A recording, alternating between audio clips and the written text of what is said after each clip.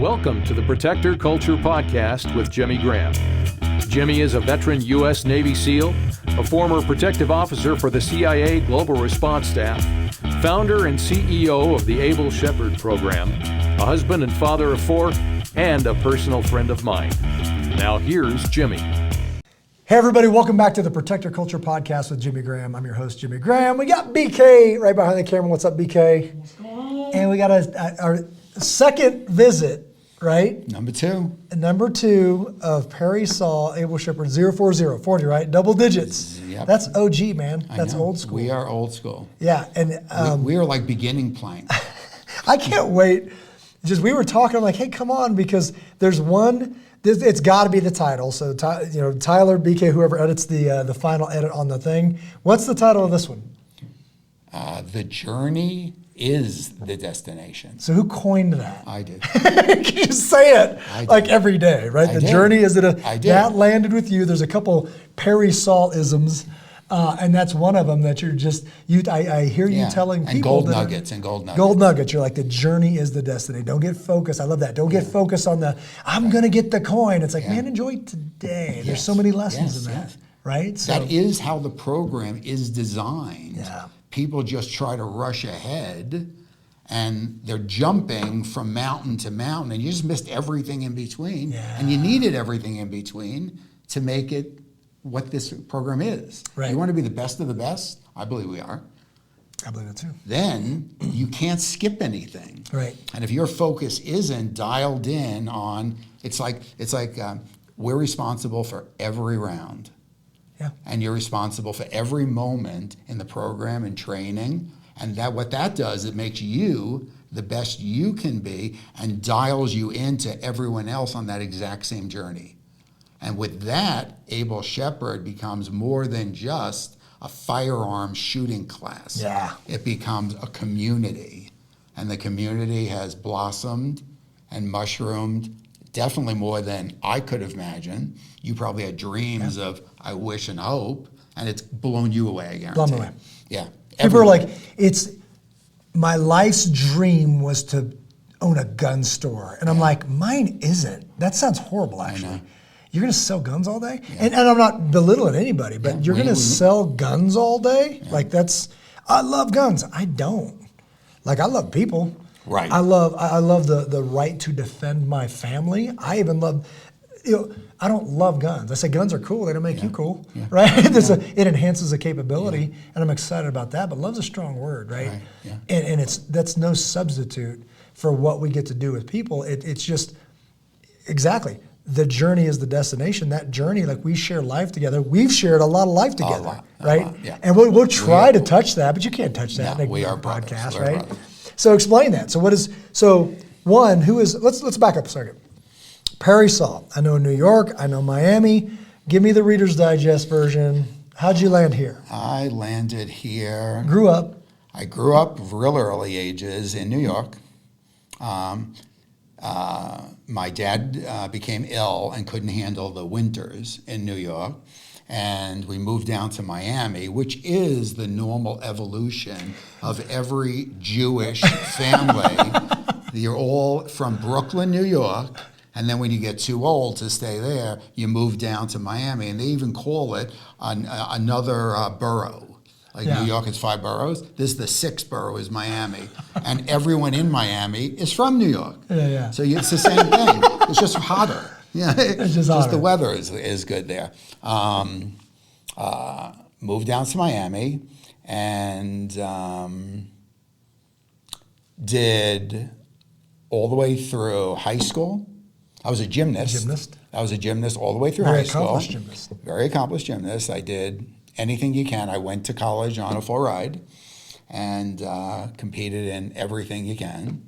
And this is kind of like off the thing real quick, but this just happened. Another gymnast friend of mine, we were very, very, very close all through high school, and then he was a little older, and he went to Gainesville College, 4 hours north of Miami. And so I would drive there just to spend time with him, guys. I really loved this guy. And he had moved away and done a whole bunch of stuff, and he kind of settled in L.A. And we'd kept in touch by phone, maybe FaceTime and stuff. And he tells me that he's now moving from Los Angeles to North Carolina to move in with his kids. They have a lot of land he's going to build a house on their property. But along his journey across the whole United States, he wants to spend time with people that he hasn't seen in a long time. So I was on the list. I have not literally be able to touch flesh with this person for 45 years. Wow. How wacky is that? But you made the list. Yeah, and he had allocated 2 days to spend with me. He stayed a week. We just couldn't separate. Good, and when we connected, this is 45 years, and it was like we were together yesterday. Yeah. It was like unbelievable. So gymnastics was a very, very big thing. So we got recruited. I went to the University of Iowa, competed there, Big Ten, all that stuff. Did a lot of college flipping around. Couldn't really figure out what I wanted to do. So wound up back in Miami, a whole bunch of degrees, back in Miami, and I decided I wanted to be a paramedic. So went through the whole EMT training, loved emergency medicine, loved paramedic, we're doing advanced. I was the number 2 licensed EMT2, actual licensed paramedic in the state of Florida, where you could intubate, push drugs, lines, everything on there. It was really cool. I loved it. And this is all in Miami. All of a sudden, some other people that I'm real close to, family and friends, they're telling me, "Oh, Perry, are you going to go to chiropractic school also?" I said, "I'm not sure. I never heard anyone was going." Who's going? And it was my cousin David.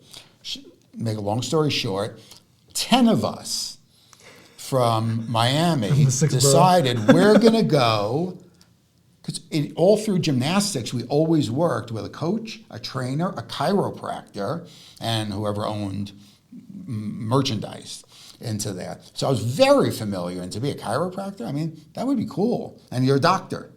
They're actually going to call you a doctor. Right. So I told everyone I'm going to chiropractic school. Dr. Saul, sneaking into the ER during COVID, and you weren't lying. I know. I remember. So I did. We went. My sister wanted to go as well. She needed some prerequisites to get into school. So she said, "Perry, why don't you just keep working as a medic with Metro Dade Fire Rescue, and let me get my credits and we'll go together." So my sister and I, we went together, enrolled together, lived together, started together, graduated together, sat boards together, and then upon graduation, moved back to Miami, and we sought out the busiest practices in Broward County, which my sister found, and the busiest practice in Dade County. I wanted to absorb everything. I'm on the fast track. I want to know everything I'm allowed to do, and it's a couple things I'm not allowed to do over there. Don't want to get in trouble. And so we did this and opened up my own practice and did much, much, much better than I had anticipated or anyone else anticipated, and had 40 years of practicing with lots and lots of offices. And since I was a paramedic, it was kind of neat being a chiropractor, but I had so many friends that were medical doctors. Yeah. So I don't know, there was a thing about chiros and medical doctors, which I never got because I was a paramedic. Yeah. So I was able to get friends to work with me on, because we did a lot of mostly athletes that were injured, because that's what I wanted to work on. I was a gymnast. Chiros got us competing again the fastest. But I needed an ortho, I needed a neuro, I needed a plastic, person in there, and they were like, "Yeah, we'll work with you, great." And so build up a group, and thank God, years and years later, I took on a partner, and that partner, I was ready to kind of wind down my practice, and he was ready to wind up it, and he made me an offer for the entire practice, which basically retired It's me. still down there. Yep, and still going. Okay. So never here as a chiropractor. I did. What brought you here? every year since our children were born, we had friends that loved skiing. So the same family, exact same ages as my two oldest daughters, good, yeah. we would come to Keystone, Breckenridge, and it was a whole program. It was a whole kit. What's it called? Package. A package, yeah. Vacation package. Yeah, you do everything. You pay one thing. The kids go to ski school. We go and play and do the whole stuff. And I just loved the mountains. Yeah. In Miami, you know, they say a lot of people who live with mountains in their backyard or the ocean in their backyard but never go there. We didn't. Yeah. In Miami, we lived in the water. Every single person had a saltwater fish tank, at least 40 to 200 gallons. We caught our own fish. We had slurp guns and nets. We were in the water skiing, fishing, anything you can do in the water, we lived.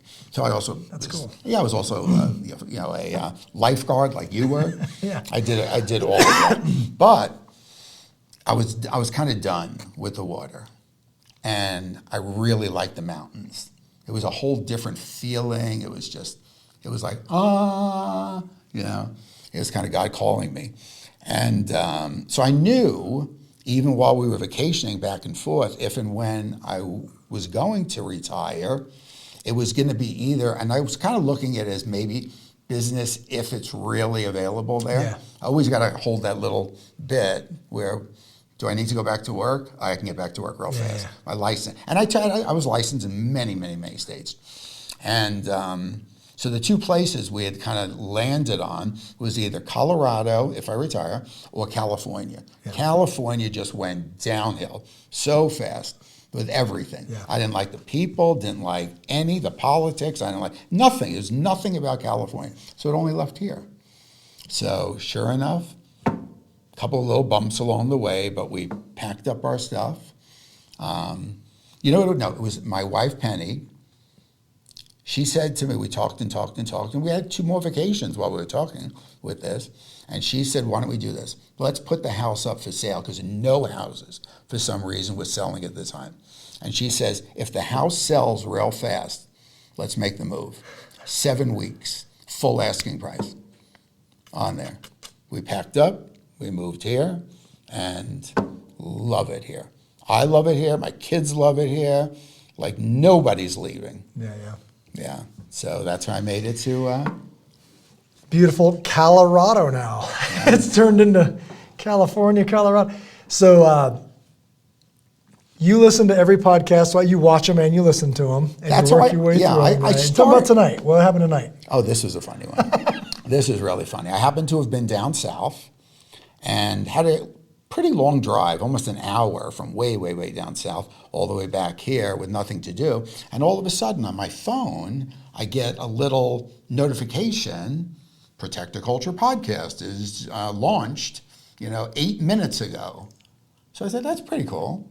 So I said, now we have something to listen to on the way down. So I put it on, and I'm listening to you two, to BK and to Jimmy, talking about anything and everything. And you talk about like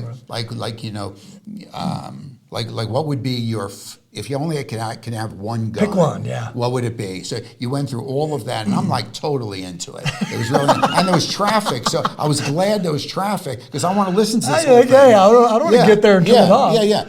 And then you started talking about, we are the wealthiest country, most spoiled people on the planet. True story. We just totally expect everything, and we get everything. Yeah.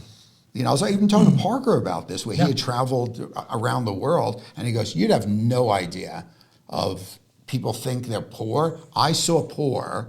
You're unbelievably wealthy. Yeah. Everyone, if you're here in the United States. So in this, you guys are talking about luxuries and what would happen if things really went bad really fast. And we do have a whole part of the whole program. We have everything set up and organized to make it easy for every circumstance, disaster. We are a community, and everyone has their part in the community. We all make sure that we have everything we need to survive through anything and everything. And you were talking about all the luxuries that people just kind of overlook. And it's like, what if all of a sudden now there's a big snowstorm or whatever it was, and we have no power like for a month? You know, could you shower? Could you eat? Could you drink? I mean, what's all that? And we have programs for sections and stuff for all of this stuff. And I'm listening to this, and part of it, we were talking about, you were saying to your lovely wife, Rachel, who I adore, she's going, you know, I really just want to take a shower or a bath, but I don't really need a light. Can you maybe just get me a little candle? And that for her was totally relaxing and brought her to a different place. And all other spoiled things that you need, like it's too hot, it's too cold. You have the white noise machine going on. I always want air moving. Let's circulate the air. Yeah. So when it's not, you're like, this is weird. Yeah, and the house is quiet. Yeah. The air is still. Yeah, and I can't sleep. And then he actually mentions, and it's too cold out, it's too warm out, nothing's really right, and I can't go to sleep. Now this goes back to something. I know where you're going. We got history. We were on the road doing something or whatever it is, and historically, my mind races and races, so does yours. Yep.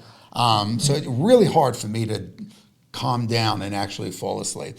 And one time we were out in the middle of God's country, somewhere in the middle over there, and I'm going, Jimmy, I'm really having a hard time falling asleep. And without missing a beat, you looked at me and said, maybe you're not tired enough. It was funny. It was great. So in the podcast that we were doing, he had mentioned, you're so uncomfortable you can't even just fall asleep and get the rest you need. Perry Saul is going to love hearing that. At that exact same time, on my phone, my reminder, 2 hours left for this podcast to remind me. At the exact same moment that you said that, my alarm went off. I got to get to this podcast. So I look up there. I said, that was impressive. That was impressive. Sometimes God's like, I see you. Yeah, can you do another one? I'm in traffic over here. But that was the ride. Yeah. Coming through here. So your experience with firearms before, how'd you hear about it? And then what was your experience in that whole entry process of just like how'd you meet us? Experience, zero. Nothing. New York, no gun? Nope. Miami, no gun? No, we have grandparents and great-grandparents that immigrated. Yeah. So to make the American home, make it here to America, this was opportunity, and you're not going to waste opportunity. And we were not, even as young children, we couldn't play cops and robbers, we couldn't have cap guns. I think even in certain pools, not even squirty water guns, it was guns for gangs and police, and that was drilled in. You guys are going to be doctors, lawyers, and we all are. We did accomplish a lot in doing that, but we were never allowed to go near a gun. So I just forgot about it. Yeah. I can't do that. I got a lot of other things I can do in there. But where that changed is when we moved here to Colorado.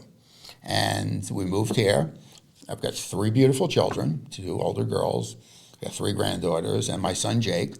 And Jake, he was probably, and my son is now an Able Shepherd. Yep. So whole circle came around here. And Jake calls me up one day, and he goes, Dad. I said, and he was worked up a little bit. I said, Jake, yeah, what's up? He goes, I got to ask you a question. I said, I'm an open book, anything. He goes, why don't we shoot? I said, what? He says, why don't we shoot? I said, who do you want to shoot?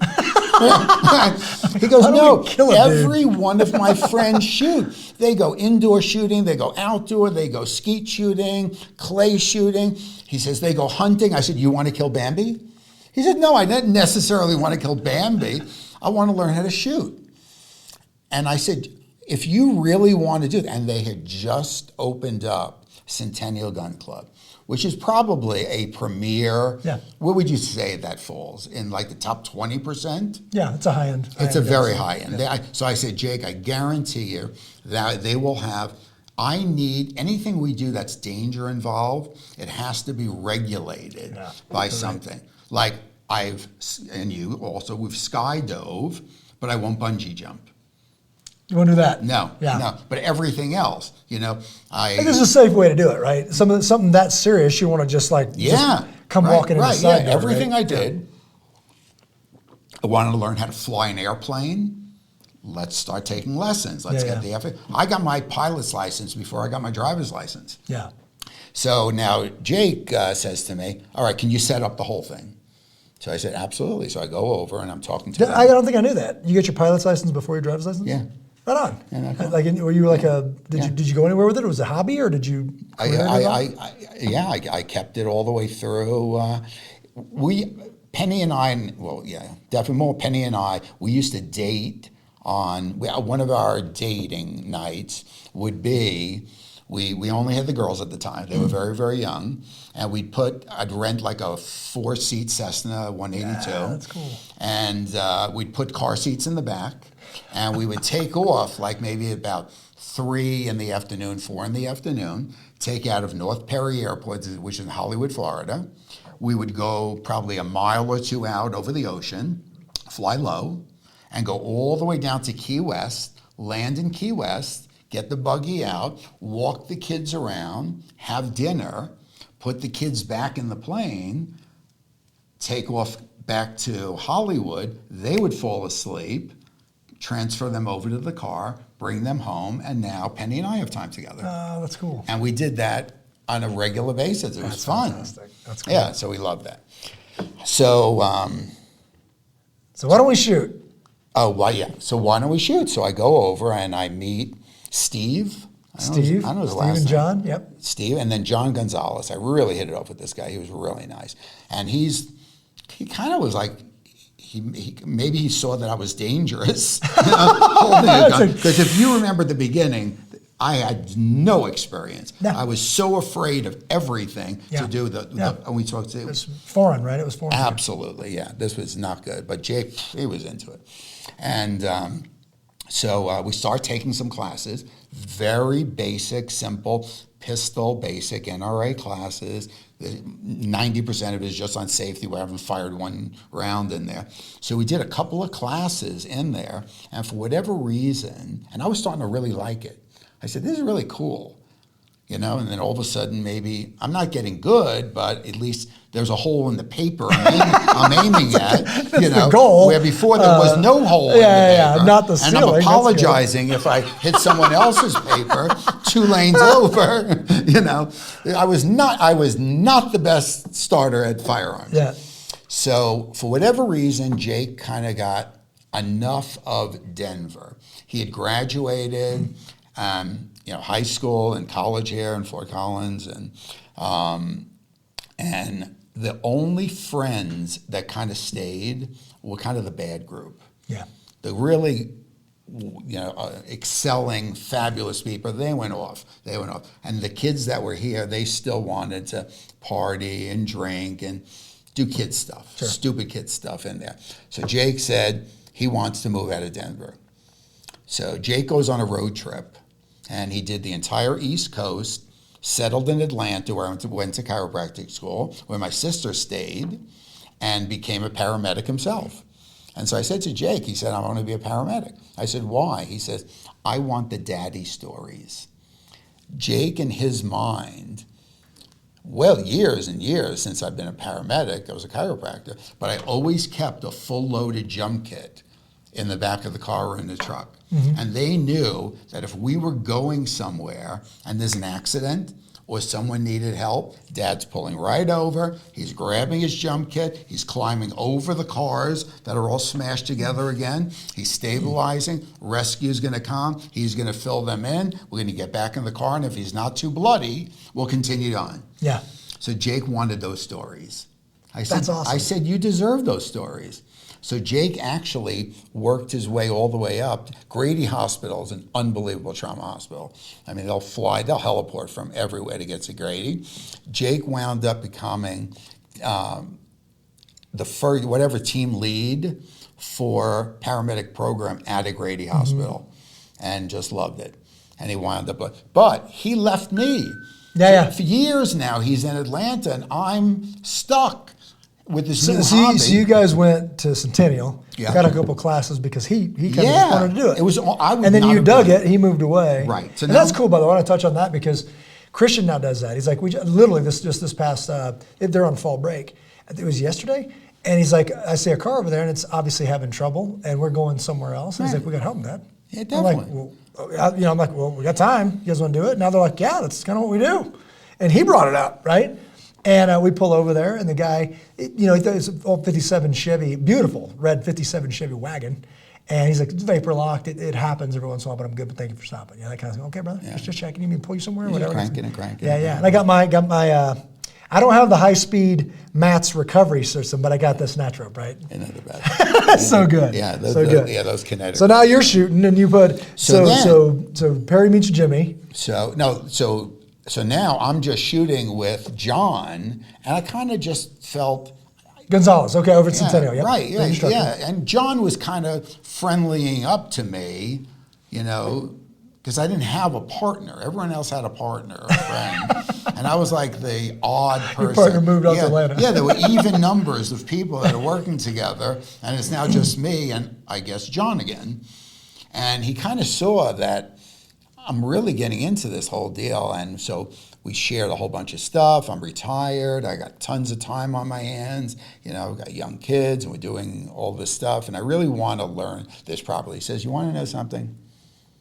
I think I know exactly what you would love, and I don't want to feel forward to something John said, but I think you would probably need and would love getting into. I said, well, what is it? He says, well, there's a program right down where our original gun club was, this little 6-lane nothing that we had out of before they built this huge thing in there, and it's called the Able Shepherd Program, and you'll see a big sign outside. It says Active Shooter Response Training Center. Now this is this little Jewish kid from Brooklyn, Miami. I'm a chiropractor. I come here retired. I'm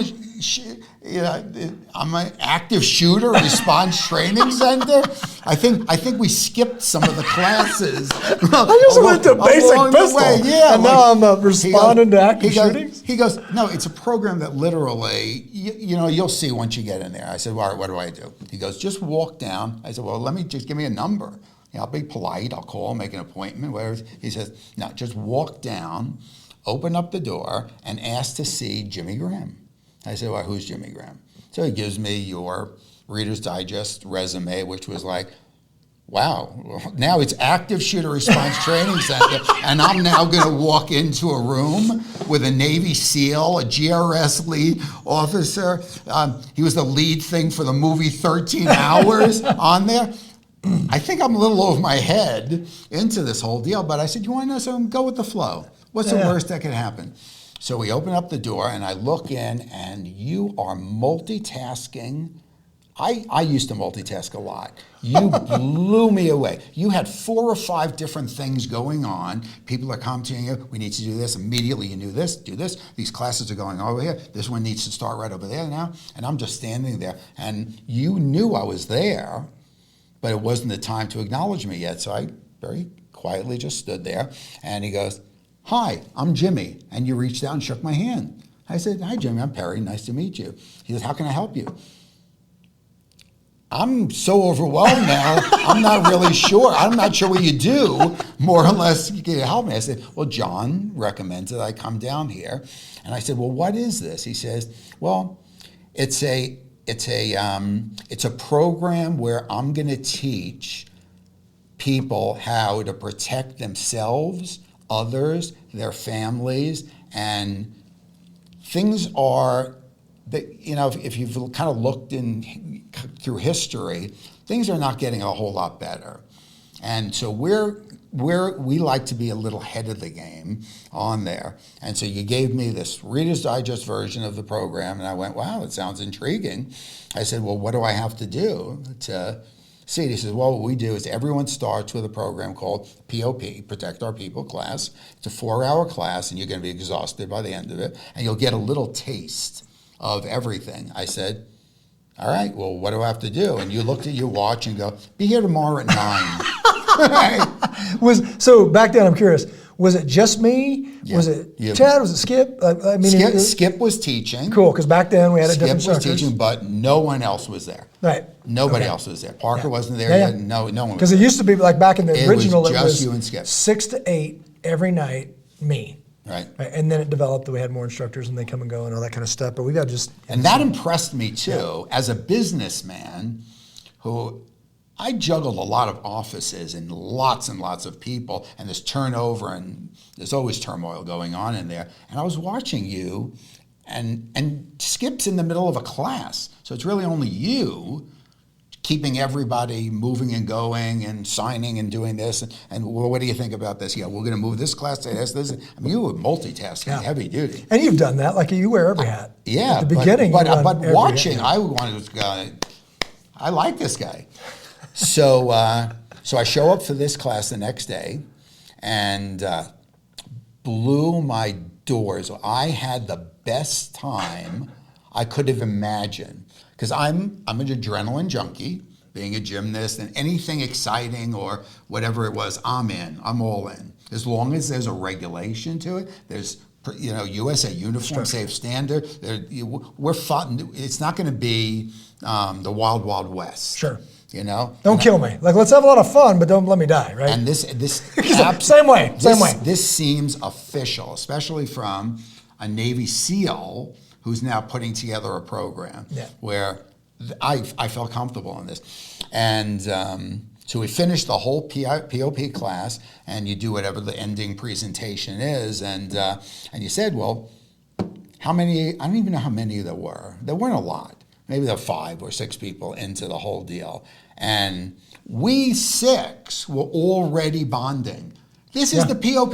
We're talking about bonding now after years and years and years being in the program. Day 1 on the POP, we're high-fiving each other. Like, we did something where we can't do this anymore, but it was really, really cool, where one of the things are being surprised and kind of figuring out what you're going to do. So you go into a dark room, you stand in a little box, and a hood comes down from the ceiling over your head. You have no gun, nothing to protect yourself with, and all of a sudden, and your only instruction was, when the hood goes up, deal with what you got to deal with. So that's a CQD Dwayne Dieter thing. It was genius. We don't do it anymore. Back then we were affiliated with him. And the way that I rigged mine, I'd never seen this, but I'm like, why am I pulling a string? So if you remember this, that thing was over you. Yeah. I throw a latch. The latch, there's a tow chain, like no kidding, in a pipe that falls and hits the ground, but lifts up that thing, and now you're like, ha! Yeah. So you hear like this chain fall, and all of a sudden there's dudes trying to kill you. And then I got 2 role players where I didn't even know. And it's not rock'em sock'em. You didn't get hit. No. But you might have to hit. They push. You may have to hit somebody and shoot 2 dudes. They're right. They're just in your face. They're going, getting your heart rate up. Yeah. What are you doing? What do you got on you? What are you doing? What are you doing? And you need to. I was never a fighter. All through growing up, I knew I was strong, but I really didn't like fighting. So probably the 5 fights prior to that I had been in, I hurt the people that I was in a fight with, because I want this to end very quickly, and you need to be knocked out on there. So now I've got these and I'm not a big guy, I'm not Superman in here. So we take average size role players with gear look huge. Yeah, huge. Big dudes with gear look like monsters. Yeah, they do look like monsters, and they're aggressively coming after it. And I don't know, like, where do you draw the line? Am I going to get hurt? Yeah, but it really wasn't. But it was an introduction to what would you do if all of a sudden you're in your bedroom and you turn around and there's a guy charging at you. Yes, I want to learn what you do. Yeah. If God forbid that happens, I want to learn what you do. do. And that lesson, I remember when I first did it, through that CQD program, is this happens so fast, right? But now I have to answer for what I did. Yes. Right? Oh, yeah. And if it was nothing, that's not good. And if it was too much, that's also not good. I know. Right? That's it's another, and why do I not know this? Because in my head, this went better. Yeah. If this ever happens, in the SEAL teams, I would say this even in GRS, is in our mind, there's a picture of storm the castle, slay the dragon, save the princess. Yes. It never goes that way. Not once ever. Right? It's always only complicated. in Disney movies. And it's always figure it out. Right. Like this is going to go sideways, figure it out. And in the middle, it's going to change, figure it out. Like that's the whole thing that won World War II. Sucks, right? Figure it out, right? So that's huge. So lessons learned along the way, because I know you said you give me a thing, just put in Perry meets Jimmy. So that's a great story. Lessons learned along the way, because you've been here for, that was what year? What year was that, you guessing? Early 18. Okay, I was going to say 17, 18, it had to be, right? I'm not really sure. It might have been the end of 17 or the beginning of 18. Yeah. So that's a good bit of time, but man. But I've been here a long time. So lessons learned, because now you've had your struggles going through. Yes. Everybody has them. They're always different. And you've seen so many people, and I've heard you say this many times, hey, the journey is the destination. Hey. Well, you want to know the reason, and I had coined this phrase, the journey is the destination, only from that's what I needed to do and to focus on. I can't worry about testing out of phase 2, phase 3 when I'm in one class of 10 for phase 1, on there, and all these other people. I needed the most amount of work. Yeah. Which was really nice. And what I loved also. You mean the skills? Yeah. And what I loved about it is no one was pretentious. No one was yelling or screaming. There was no drill sergeant in there. And every instructor, yourself and Skip, and then as the program progressed with more and more, every person I worked with, even the other students, they help each other. That's how our community did. They meet you right at where you need to be met. So you feel safe, you feel protected, and encouraged to go to the next step. So if you're going to go to the next step, that's the journey. That's the next step of the journey. Forget about the destination. Yeah. That destination's, first of all, I'm not sure the word destination should even be there, because journey life just keeps the journey. The one thing that I really like, and when I come back, and now there's more instructors and I teach less, and sometimes I'm usually over here, which is more advanced, and over there is more basic, and I love going back and forth, but I just recently went back and facilitated a test. I just recalled personally. Mm-hmm. I love the fact that the instructors. Did you pass? I passed. I love when you had said that to me one time over here. Perry, listen, I recalled. I passed. Yeah, right. And imagine the pressure on the instructors, right? Yeah, and this. Yeah. When I turned 45, I wasn't seeing the same thing I saw at 35, right? No. At 40, I've watched top-notch instructors who I unbelievably respect fail recall. So now we have this little competition. How fast can you get while testing? Knowing that you could fail. Yeah. So now there's the leaderboard. Yeah. So me and Parker play around. And So I went fast and I threw a pretty 40 foot. You're there. 40 foot? Yeah. And now it's like, slow down. I know. Now it's time to get serious, because once you throw that round, you only get one mulligan that day, and you're about to fail. You get one shooting do-over. Anything happens, right? Slow down, use all 40 seconds of that. Right. I watched you do that. I watched Parker do that. I watched David do that. I've never been a part of anything, meaning GEAR, all this other stuff, where it's so transparent where the instructors have nowhere to hide. Right. I have to, the CEO, the founder, I have to recall in front of everyone every 6 months. Absolutely. Right?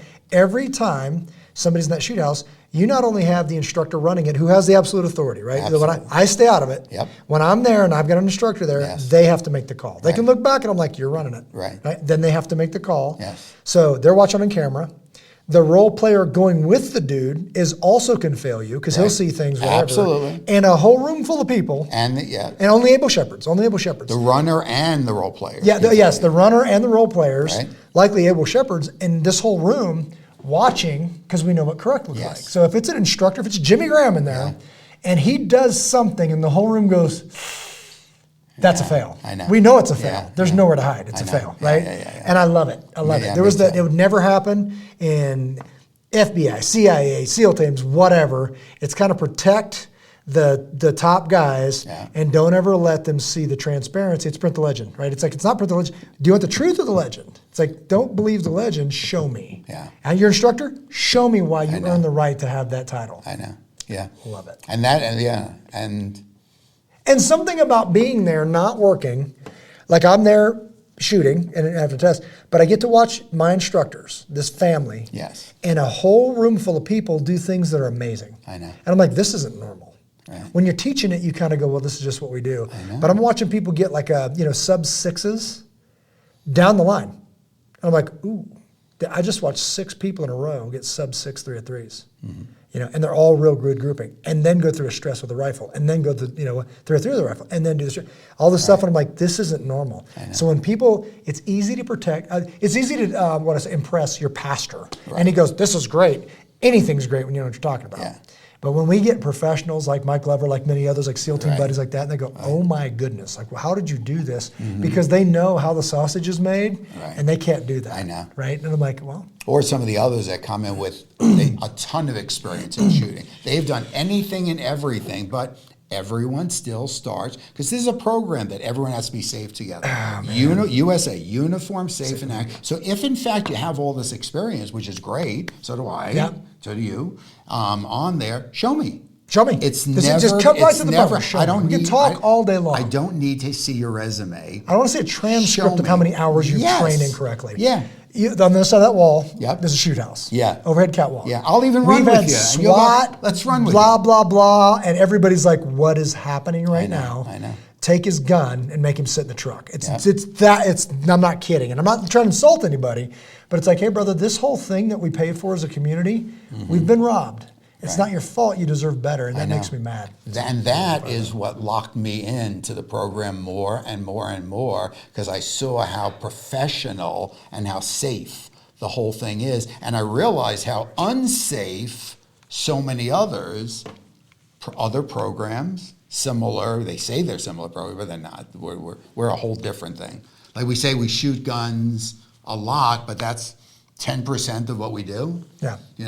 The rest we're fixing communities and families and people and men, and we're bringing out things in men that you never, they didn't know they were that deep of a man, that strong of a man. So now we're talking, and I want to transition into this, because right now, as you know, we're putting together an investment package. We're taking a big step. Yes. And people go, well, let's look at your industry and find out who your competition is. I go, we don't have any. Right. And they're like, no, who's your comparables? I'm like, we don't have any. Yeah. And they're like, yeah, it's like real estate. And I get it. I get it. We got to find somebody. We got to find the gun club. We got to find this. We got to find that. But people go, there's a guy doing a thing you're doing, but kind of without the ministry portion. Then he's not doing what I'm doing. Right. There's a guy that shoots guns, but they don't do the tactics. Then they're not doing what we're doing. Well, they don't do the custom gear for people that actually backs the tactics. Right. Because they sell guns. They sell what makes them money, not what's best for you. Right. And I'm less interested, and you know this, I tell people, the product isn't me, it's you after time spent with me. Right. Parker, Melissa, like when you spend time here, you leave better. That's the product. It's like everybody, and you know this, it's written in the handbook. Everyone leaves here better every single time. You instilled that including in everyone that works within the program itself. Yeah. They're all part of the program. They're instructors, but they're treated. Everyone's treated like brothers and sisters. It's but now they're doing it. You're doing it. I know. You're sitting there talking to a guy you'd never met. I know. About how challenges and hey, it's about the journey and just take your time. Hey, but are you having a good time? Because I had a great time. Yeah. It's just embarrassing. Yeah. Right, but that's the truth just showed up. Yeah. We can pretend it was Jimmy's fault and then we can go nowhere from here. Yeah. Or you can own it, get better. Yeah. And then how great is it when you pass? Well, when I passed, it was like crazy. I'm part 2 of this. Taking forever is going to come up right after this. But part 1 of to make Able Shepherd, and this was in its nuance over there. I mean, it's been so morphed and so much improved, and the standard is so much higher. Like I actually found video of entries that I did where I passed Able Shepherd. I would not have passed. I would have been failed immediately on there. But the journey, took me all the way through, and it really, it started bringing out something in me that I'd never felt before. I felt powerful. I felt compassionate. It's dignity. It's all about that. I felt empathy. The other guy is beating himself up because he's failed, out of phase 1. He's just starting on there, 6 times or 8 times over there. He's beating himself up. I can sit down next to him and get him all psyched up and let him know that those 6 failures, what you're calling failures, I don't call failures. They're not Those are those 6 classes that you took. What did you take away from those 6 classes? Yeah. And then I try to get them even right away. Yeah. If it's something like that. But when I had gone through the program, I held the record for the most number of fails attempting, but I didn't care. I loved being around this family, this program, this community. The whole Able Shepherd is wonderful. It gets you into the Disney World gates of advanced training. I wasn't ready to go into the Disney World, so I'm fine, in the kiddie park, And then you made it. Like what? Yeah. So I believe you said this actually. There's the 2 greatest nights of Able Shepherd. Yeah. Was the day that Perry Saul made Able Shepherd, and the day that Jimmy Graham DQ'd. No, he didn't fail. You disqualified yourself. Yes. By running that rifle dry. It was a green test. Yeah. And Jimmy and I, we got to know each other very, very, very quickly. I was like drawn to your masculinity, whatever it is, because I saw something in you that I think, maybe not, but we'll try. Is that in me? Yeah, we're going to go looking for it. Yeah, let's see if it is in there, on there. So, and as we went through the program, my respect for you, how you treat people, how your own family, what you had accomplished, I was already, you were sitting pretty high on my good job deal. And let me interject because I have to. Because I love this, is that when people come here, this, people come here attracted to a thing. Yes. And it's not me. Right. It's Christ in me. Yeah. But when we earn that conversation, I said, what is that? And this guy right here is one of them. He was just like, I don't know what it is. I go, can I tell you? Like one night, very serious. Yeah. I want to be here because when I walk outside, I don't feel it. It's in here. And I go, right, but you think it's me. Can I tell you what that is? Yeah. But I'm aspiring to the thing that you're really attracted to is the thing I'm attracted to. Exactly. And then it was like, got it. Okay, sorry. And then, so now we're doing this. I finally make Able Shepherd. It's really, really great. And then Able Shepherd, we have an entire phased program, phase 1, 2, 3 to 3. You test out of 3, which makes you eligible to actually take the Able Shepherd test. Yes. And the word test is T-word. It will make your legs into spaghetti. It will shake your hands. It'll jumble your brain. You won't even realize what thing you're running. The word test, especially in something so new and foreign to definitely me and a lot of people. I've met many, many people that have maybe had a little bit of firearms experience or just this. And so I was so able to relate to that. But then, so we've got to make Able Shepherd, and that's tan. We're all Able Shepherds, you're a tan patch. Now, if you want to really go one step above it, where the accuracy is so much more, the timing is so much more, the physical agility is so much more, the combative stuff is so much more. I mean, I don't want to. It's very strict. It starts to get more strict, right? I'm not shooting for green, and there's even black. Where in all the years of Able Shepherd, we only have 2 black. One's an emergency room physician. The Spec Ops background, Yeah, with military. He was a medic. We were in the Army. He's just born, Yeah. I mean, this program meets everyone at every different level. Mm-hmm. So now, and back then when we're all doing this, the program was not that big. We're about to test out our Able Shepherd 300. I'm 40. I mean, this is like when I say to people, like my son is 256. So in conversations, someone would say, and I'm giving them advice or talking to them or something. He goes, "Well, how long have you been an Able Shepherd?" I said, "A long time. I've been here a while." He goes, "What's your number?" I go, 40. He goes, 140? 240? No, 40. 40. You should be a lot better. No. then you really are. But we were all there. Everyone who was in the program was in the building when I passed Able Shepherd, and everyone. There were tears. There was a speech. There was like cake or something. But I felt so much love, and everyone was rooting me on. It was like BK as a baseball player, and anyone in there, like, come on, energy, that focus. Let me give you whatever I can. I'm praying for you. Let's really make this thing happen. And when I finally did my last entry, I exited out, and everything was really, really quiet. And you opened up the door, and I just ran into your arms, and the whole place just roared. I mean, the ceiling went up like that. So everyone used to be there to celebrate every single Able Shepherd accomplishment, especially if it was hard. Yeah. And mine was hard. Then, now it's time for Jimmy to test for his green patch, and he's flying through. He's doing this stuff. He's Jimmy. I mean, he's good at what he does. That's why this program exists. Here's why the program exists. Yeah. From above down, you're a vessel. Amen. From above down, inside out. Amen. And all of a sudden, Jimmy smokes through the whole entire green patch thing, and we're roaring. Everyone's clapping, we're cheering, the whole 9 yards, big hugs, chest bumps, whatever we can do over there. And all of a sudden, Jimmy opens up the door and says, guys, hold on. We say, whoa, damn it, bring it down. I got to DQ myself. I said, play it back. And they go, you passed. I said, no, play it back because I don't remember if it transitioned or not. Yeah, no, you went in putting your rifle away. Look down. And you looked at your rifle was dry, and your pistol was still in your holster. I think that's how it went. Well, I had them both because it was already holstered. I walked to the table and I was like, did I transition?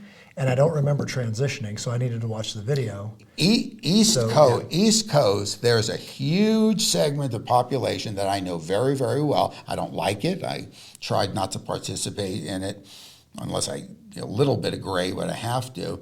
But here, the integrity of what somebody will accept as an accomplishment, it has to be met at the standard that it was made of, that it was created. Yeah, I don't want it. I don't want that win. I don't want to. No, it's got to be real. You would never forgive yourself. Yeah.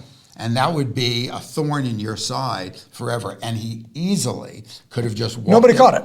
Like nobody. We just talked about all the cameras, all the people, the buddy, and all that kind of stuff. But checking the chamber wasn't something we did back then, which means I walked through. My buddy trusted me with a zone that I couldn't cover because I didn't realize that the mag was dry. Right, the bolt was back. Right. He had no bullets. So which is a fail. So that when all of a sudden, but it was not that big of a deal. You came out and let's say you did replay it. Yeah, we replayed it, and you went over there, and he goes, all right, cool, I'll get it on the next shot. Like it was no big deal whatsoever. Yeah. And that set another precedent of, wow, I really want to be good. And people have done it since. I know. They've failed themselves. So many people they caught have something done it. that we, like, and it's very, very rare we would miss anything. And that was super cool that people have done that since. I know. It's legit. And then we have other people through the whole deal, especially at the beginning, where they have temper tantrums and hissy fits, when they fail out of just the first class of phase one, Oh, you didn't see that. I was over there. How could you get that angle over there? Mellow out. Just relax. You're right. Most stay, some go. But the ones that stay, it's an amazing study. Like for me, it's just an amazing. We should do like a psychological study. That's what it is. Because you watch, I've had these amazing, just monsters. They're just like specimens, and they throw a childish fit. I know. And slam the door, and I'm like, hey, no, not here. I know. And then they check themselves, and sorry, and this and that, and they just have to.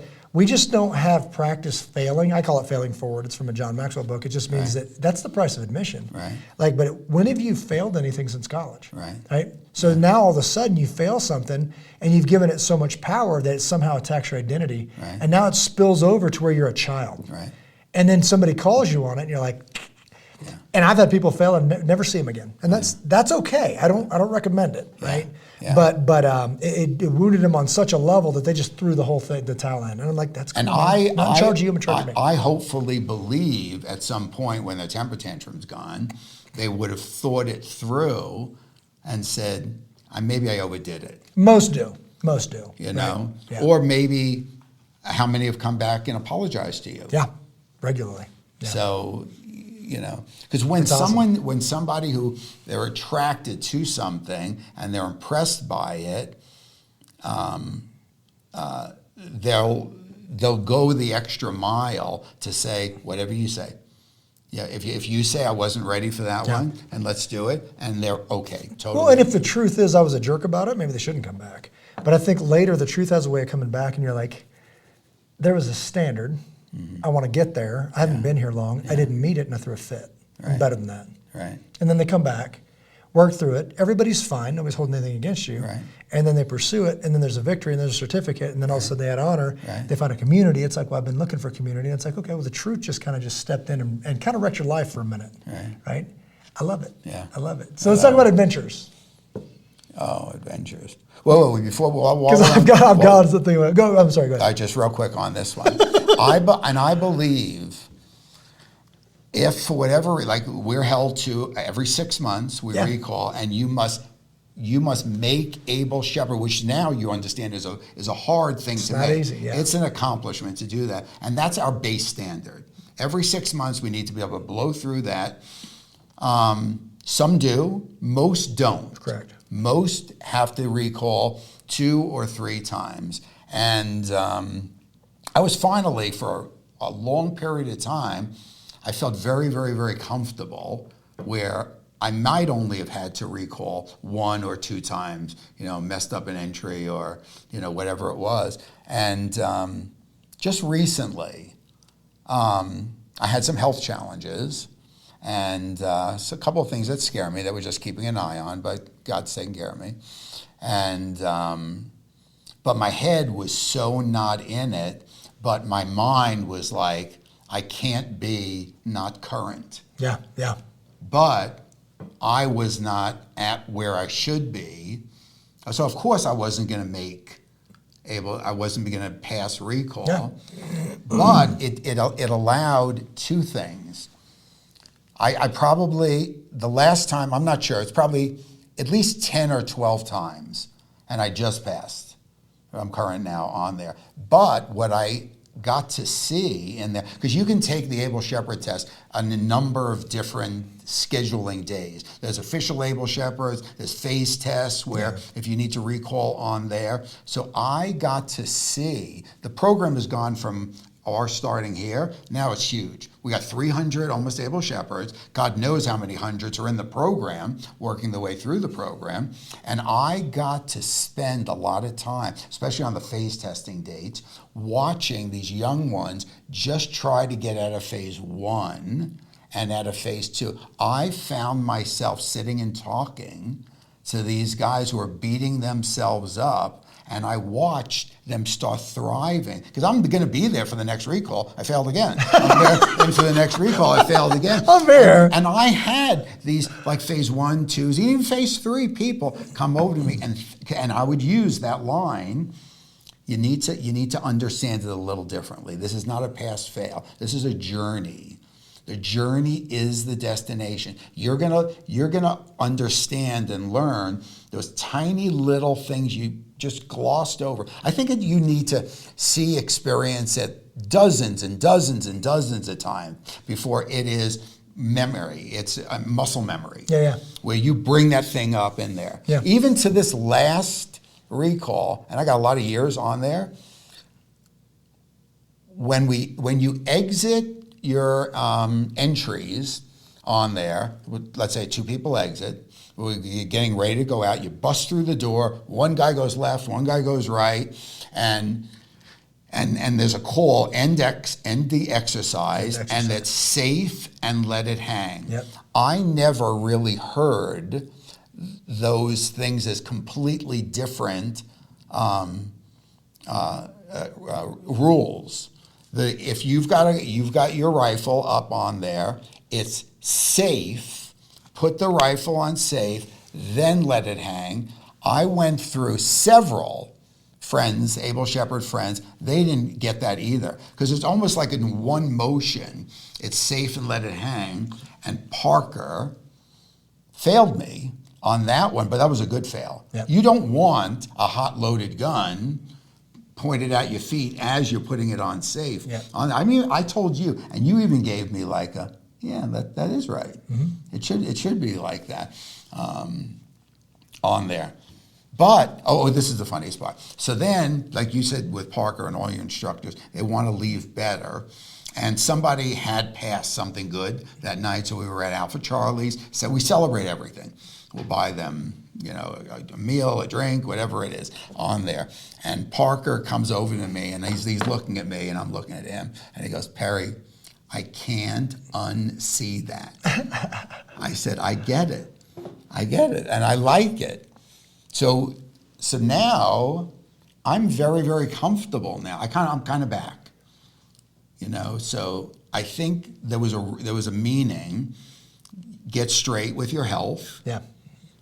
Get tightened up with your stuff. And maybe some of these newer people in the program could use maybe some words from people who've gone through it just like they are and even worse. Yeah. And that. Yeah. And that's there's a lot of that I've seen that with the community. It's a beautiful thing to be a part of.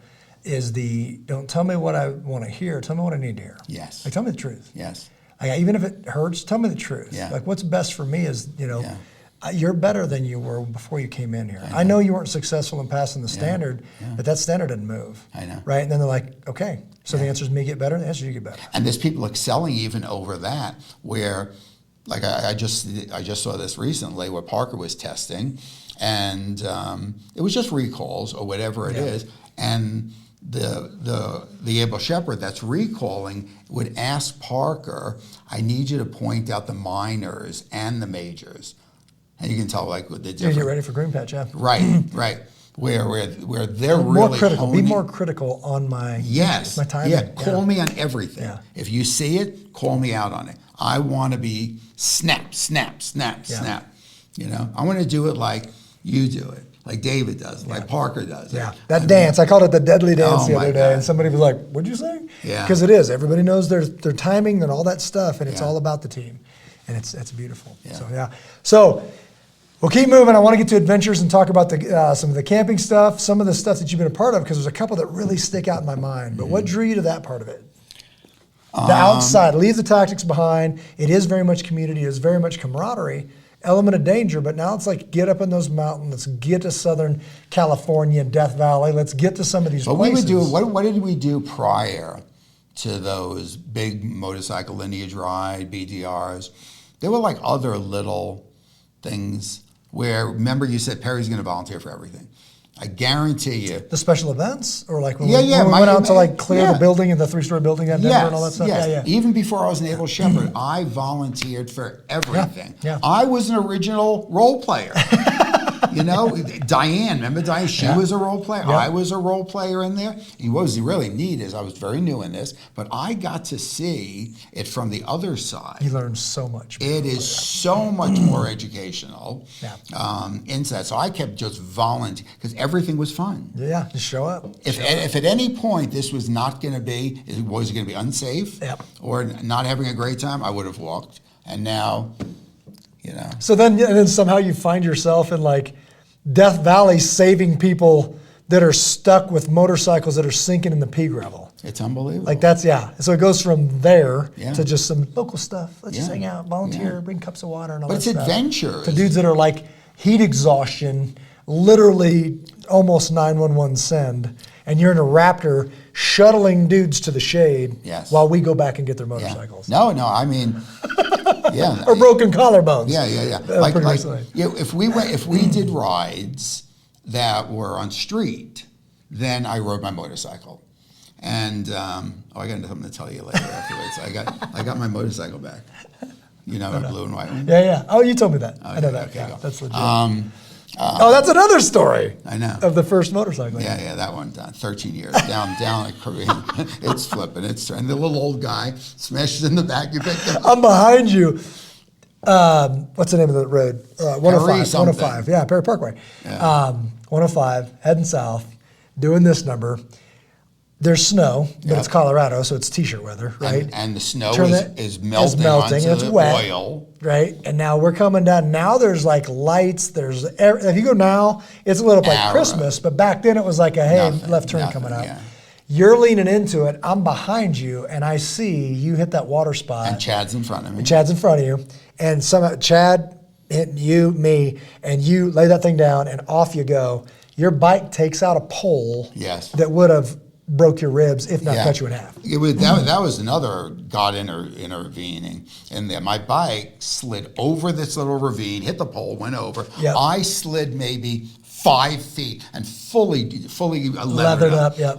We were very safe. Even how we ride motorcycles. No one's riding motorcycles with us in t-shirts and shorts and flip-flops. It's not going to happen because we respect of what this thing is. And so my bike went like right out from under me, and and we were up standing watching it as it's tumbling down, and there's the handlebars, there's the fender, there's the rear wheel. And I'm like, brake, because I got to make the turn. Yeah, while seeing you leave the road. You thought you were going to hit me. Yeah. Because my bike went right, I went left, you went right down the middle. So then I make the turn, jump off. Yeah. We're not there for 30 seconds? We ran down to my bike. Yeah. And with that, we see another bike coming the exact same glide slope.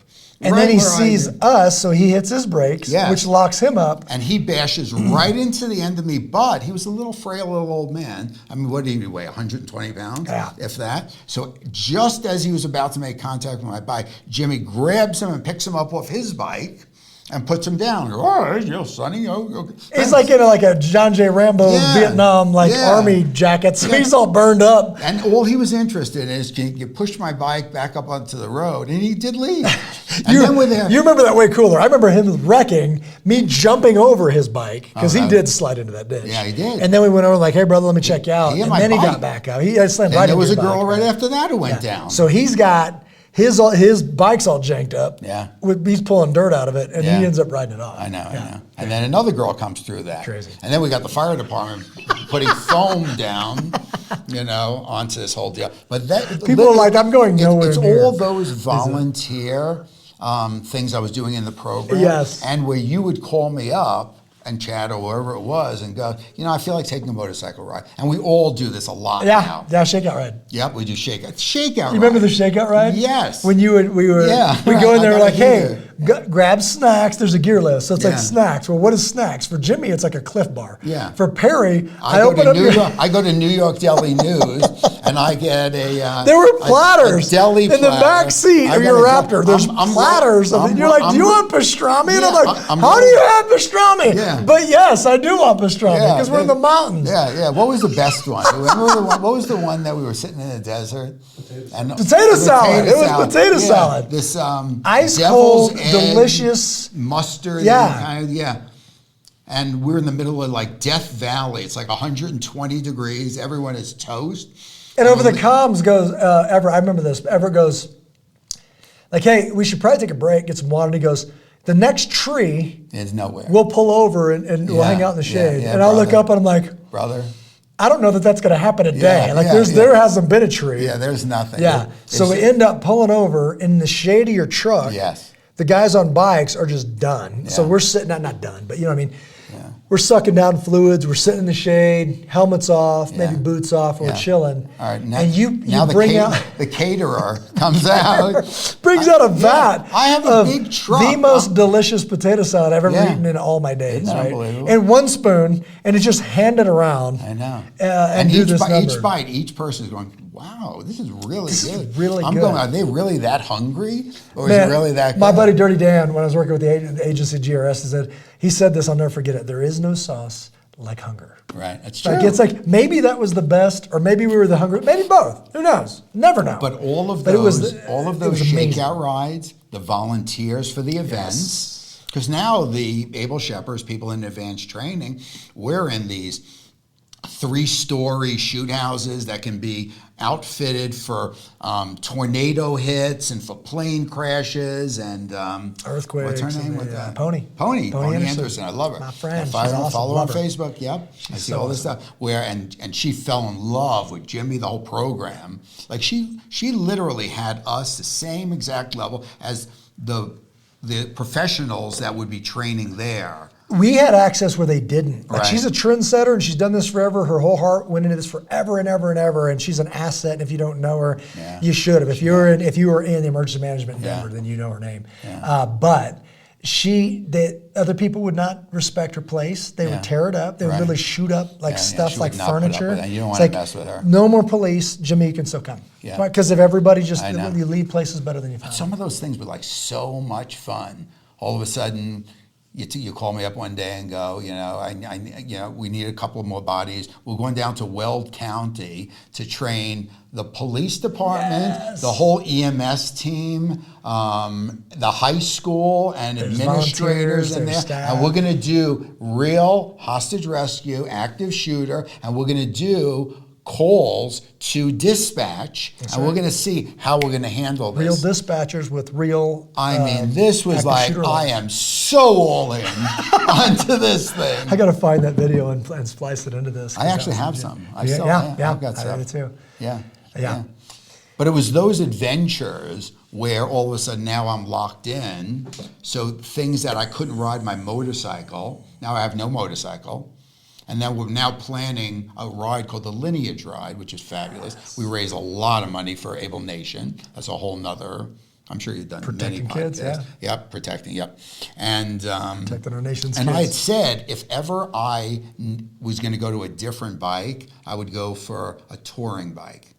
Because now we're going to go on a motorcycle ride for, 4,000 miles? Something like that, yeah. Yeah, like a 4,000 mile. Here to the coast, then up to Washington State. Yeah, we went from Denver to California. Yep. We jumped in the ocean. Being with a Navy SEAL, every body of water we have to jump into. It's a thing. It's a thing, so we just do it. Yeah, right. And then we went all the way up the whole Oregon to Washington. Yeah, down through the Tetons and Montana and Wyoming. But what was really, really neat is you had scheduled or arranged, or somebody had done, Melissa, whoever. So as we came into certain little cities and towns, they were ready for us. They had a little hall where Jimmy can give a little presentation, who we are as Able Shepherd, Able Nation, our core beliefs, this is what we do, who we are. We were introducing ourselves to the country. Yeah. And each place we went, it was like, oh my God. Do you remember where we couldn't park anywhere? There was too much traffic. Coeur d'Alene. Yeah, the church. Coeur d'Alene, yep. Yeah. And I went over and introduced myself to the church. And And we were sponsored by North American Rescue, so they were giving out these like $500 trauma kits. And so they let us park all our bikes and the trucks and support trucks on there, and BK, you were there as well. And with that, you go with Neil and go grab this thing. And go bless them with a kit. And go bless them with a kit. It was like unbelievable. This adventure, getting better and better and better, has not stopped. It hasn't been like a lot of programs where it's a good one, that's a good one, it's a good one. There'll be ups and downs, but maybe it's you need to get a little better and stronger. Yeah. Or you're going through something, how can I help? Yeah. Like I've gotten when I was with some health things on there, I had gotten so many texts, phone calls, brother, I haven't seen you in a little bit, what you doing? I've had friends knock on my door and going, lunch. I brought lunch. I brought something. Yeah. So the 10-year Benghazi. Oh, that was unbelievable. That just I'm going. You're invited. You're invited.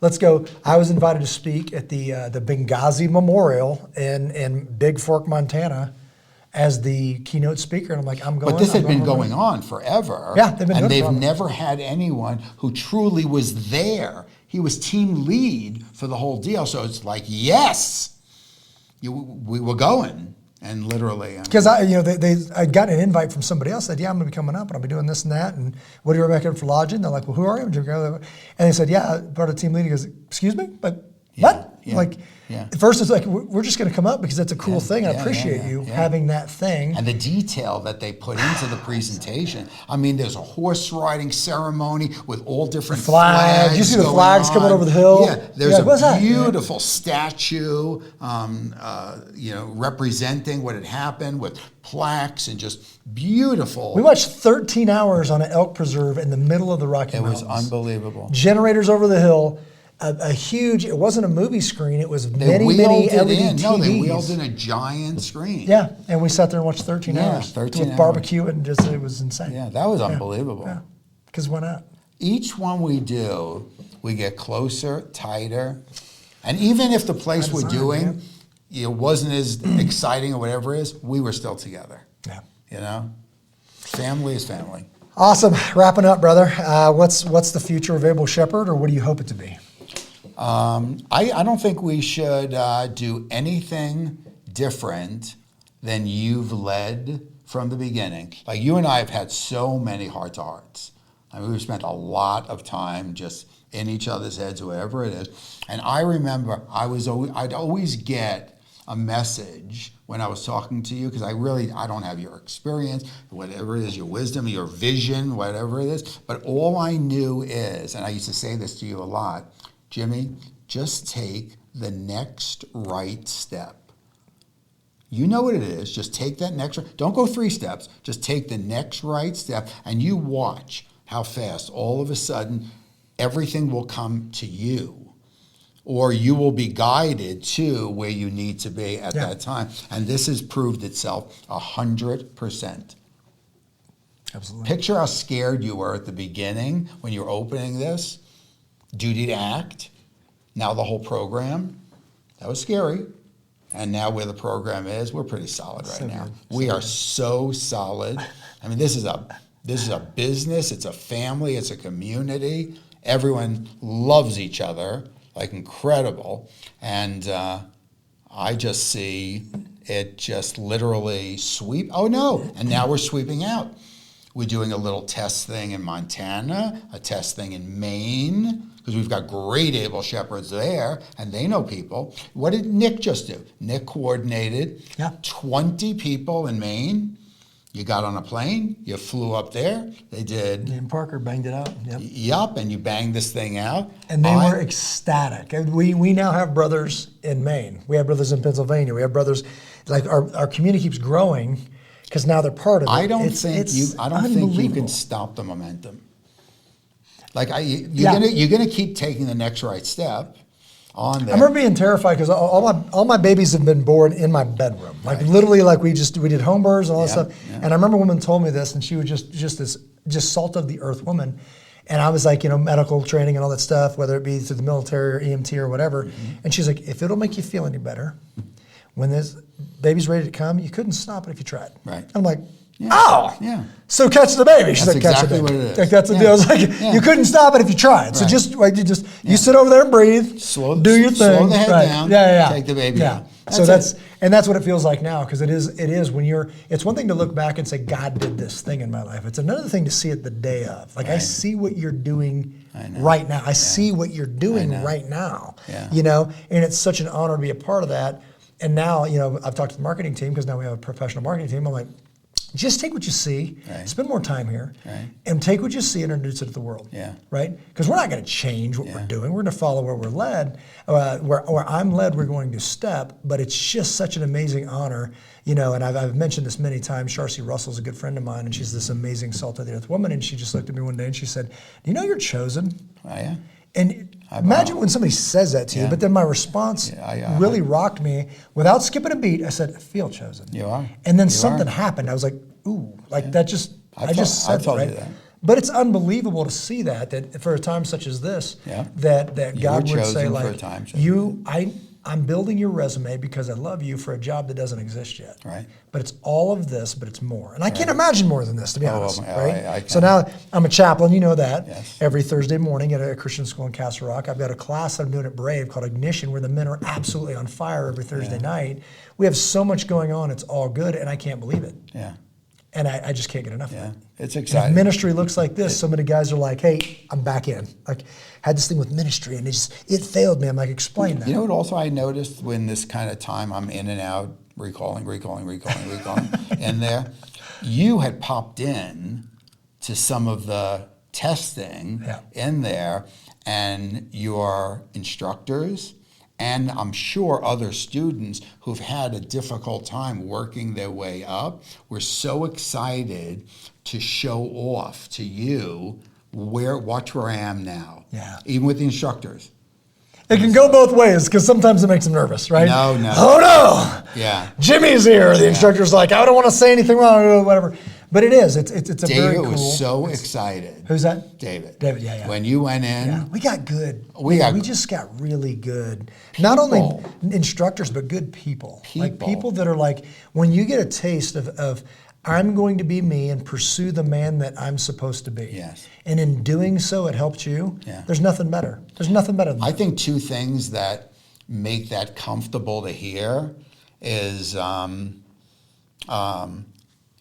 going, you're invited, and at the beginning of the whole program, you had said, and I heard that loud and clear, so does everybody, you don't have to believe what I believe, you just need to be okay with me believing that. That's right. I mean, so now I know you're coming from a really good place. You're answering to a higher calling. Yeah. Remember, I got Hebrew National here going on. right, over here. So that's great, and I think the path is, I'm not completely, but the path for the near future has already been laid out, and you've got your hands full trying to produce what products and people and things to make that happen, and growing this. But this will absolutely be the premier center that people come to be better people. Yes. Not necessarily to shoot guns or whatever it is, to become a better person. Find out the man or woman inside that you've never even been introduced to. I love that you just said that, because have you heard us say this before? We literally are looking at changing this for the market. Like you have these marketing things that you throw out there. And I go, if we're being honest, why don't we just make the marketing thing, come here and be a better person. While you're here, let's shoot some guns. Here you go. And they were like, we should write that down. Yeah. And now they have, right? But it's when you look at really what's honest and what's true about this program, people are like, the gun thing's cool. Like I just looked at a dude, a SWAT guy, impressive out there in Pennsylvania. Yes. I'm sorry, not Maine. Impressive. But at the end of the thing, he shook my hand, and it's like almost like he just couldn't look at me because something else was on his mind. And I love that study and just reading people and all that stuff. And he says, this was unbelievable. Wow. But the thing, I started every day with a devotion. Wow. I hadn't checked the language before I even got there. I put out a covenant and said, if you don't agree with this, don't show up. I love that. And I hate cursing. he said that was more important. I needed that more than any of Isn't this that training. amazing? The training was amazing, Yeah. but I needed this more. Yeah. Sorry, brother. It's like, but now he's in. Now you're a part of the family now, brother. Yeah. Like if you had nobody that you could talk to, that just changed because you just met brothers. I personally know I'm a better person for walking through that door and shaking your hand and being part of the family for so many years. I mean, it was almost like, I kind of grew up with your kids. Yeah. We've done so many things together.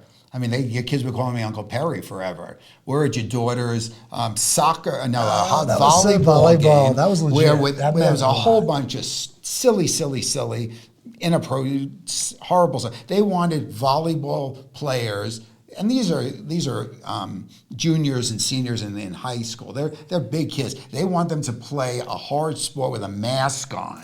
This was never going to happen. So we all showed up with what are they called? Stand with the back out. Big poster boards. We made them in the grass outside. In the parking lot. Yep. We're doing that, and we cheered her on, and her spirit, her growth went from here to here. All of these people are here for me. And how did Rebecca walk away from? Oh man, she was a warrior, and that's something that a parent wouldn't pick. I wouldn't pick. Like what kind of shooting program does that? That's like you hear people say like, hey, you compliment me, cool. I appreciate it. I don't need any of that. Right. But when people compliment your kids, yes. it hits you on a different level. So now I look where it's a little bit gritty. Yep. People are a little bit angry. She took a stand. She did. Yep. Right. We gave her the choice. Yep. This is what I do, Becca. She's very mature. This is what you should do. I think you should play this thing, but this is ultimately your choice. And she walked out of that building, right?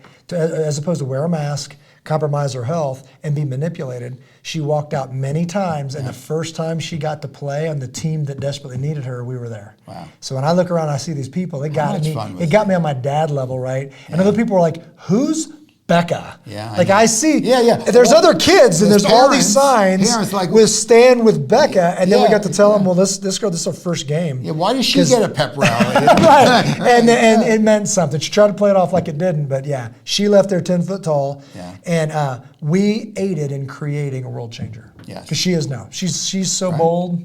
And she's stubborn, and she will be one of the most stubborn people on the planet because I know her parents, and she will, and in a good way. She'll use that stubbornness to change us. We've become better people, and we encourage other people to become better. Yeah. They're whatever they're what they're meant to go, their journey. Yeah. What is your calling? What are your spiritual gifts? Exactly. And I want you to hang out in a safe place while you define it. Yes. Yeah. Don't follow me because it's your thing. If that's the thing, cool. Follow me as I follow Christ. But don't try to be Harry or Jimmy. Another neat thing about the program is everyone's different. There's no cookie cutter. Yeah. So let everyone be them, and let the recipe all just come together And you know this. It's like the same thing you said. Like, you don't have to believe what I believe. You got to be okay with me believing it. Because why would you come into my house? Right. And it's not actually my house. It's his house. Right. But you know the rules. But you choose to come here. Yeah. And if I came to your house and disagreed, I have a choice. Do I come in or 100%. don't? But you come here. And I've had very, very hard, and you can imagine, and you may know about this, conversations with people that don't believe what I believe. Mm-hmm. But they're like, and they go like this. So you mean to tell me, or you're telling me, and now it's personal. It involves their kids, their faith, or this or that. And my answer is, it's exactly what I'm telling you. Right. Yeah. To tell me I'm wrong. Yeah. You're wrong. Yeah. Right? And you know what happens out of that? Respect. Absolutely. 100%. Every time. Every single time it ends in tears. Yeah. A firm hug. Doesn't mean I changed them. Doesn't mean I want them for the kingdom. Right. But they're like, he tells me the truth. Right. At least what he believes the truth is. That's it. He doesn't, he's got integrity. If nothing else, don't have to like me. Yeah.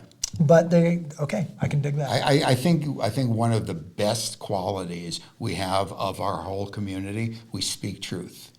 Yeah. There's no reason not to. So we do it, and they just elevate. It's too important. Yeah. Well, love you, brother. Love you. Thank you. This was fun. This was easy. Like, I'll just follow your lead. But we do this a lot. I know. This is like, we call this Tuesday. I know. Well, what's today? Thursday. But BK doesn't film it all the time. He should, man. Yeah, we should get like a golf cart and just drive around and do it.